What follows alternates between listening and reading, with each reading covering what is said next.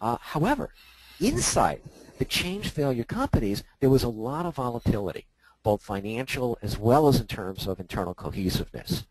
And within the executive teams, there was divisiveness, there was sides being taken, executives were threatening to leave, and although Wall Street was saying, buy these stocks, inside they were saying this growth, or actually this stock growth, is just not sustainable. We're not going to make it.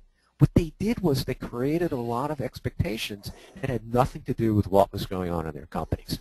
The change masters, however, were gaining momentum, they were starting to work better together, and they were increasing their internal capacity to change successfully, and they were building greater engagement with their employees.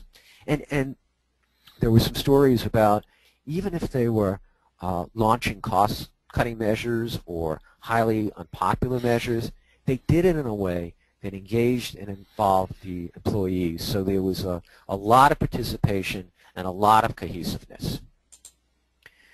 Then you see an incredible turn of events. The change failures experienced a drastic decline, and the change masters continue to increase their momentum. And what's interesting about this chart is that every change master had a similar path, and every change failure also had a similar path.